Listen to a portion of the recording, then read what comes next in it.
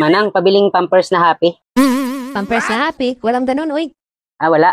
Sige, kahit EQ. Meron happy. Sabi mo wala. Walang Pampers na happy. Diaper na happy meron. O sige, pareho lang naman yun. Ikaw naman, Manang. Hindi pareho yon. Ano size? XL. May anak ka na pala? Hindi, wala pa. Oo nga naman. Hindi ka nga naman nanganganak. Alam ko yan eh. Ang ibig ko sabihin, may anak na pala yung asawa mo. Hindi, wala. Grabe ka naman, Manang. Anong palagay mo sa akin kung mapatol sa single mom? Hindi, ang ibig ko sabihin, yung asawa mo nanganak na at ikaw ang mama. Ha? Nanganak na? Naku, kailangan ko na pala umalis. Bakit? Sabi mo, nanganak na yung asawa ko, baka antayin ako nun. Bakit buntis ba asawa mo? Hindi. Aray ko Ang gulo mong kausap, hindi ka naman siguro bobo, no? Hindi naman. Wow naman! Maigi, ang ibig ko kasi sabihin, may baby na pala kayo ng asawa mo. Ay sus. Ano, naintindihan mo na? Oo, Manang. Good, hindi ka bobo. Pero wala pa kaming baby. Oh, bakit ka bibili ng diaper? Para sa misis ko yan. Bakit nagtatay yung misis mo? Hindi naman. Siguro binanatan mo sa pet kaya malaki na yung butas, hindi na makapigil ng tae. Hindi, gagamitin niya yan kasi meron siyang mens ngayon.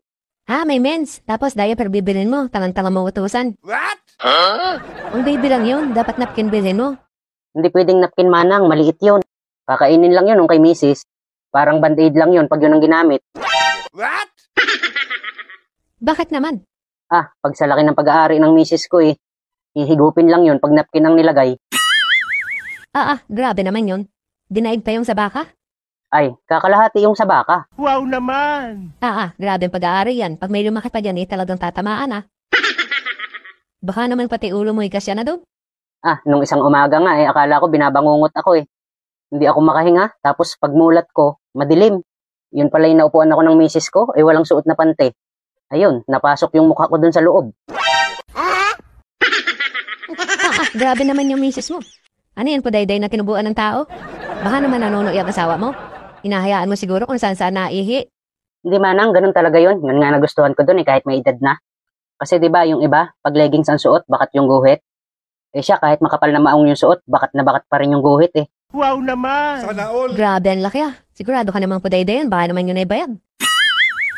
Tsaka diba dun sa gitna mayroong kulot na laman? Yung sa asawa ko parang laylayan ng kortina What?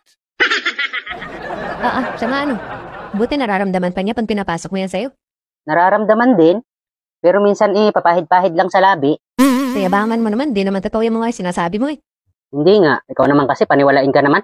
Saan ka naman nakakita ng mas malaki pa sa baka, ano yun hanggang pusod ang biyak?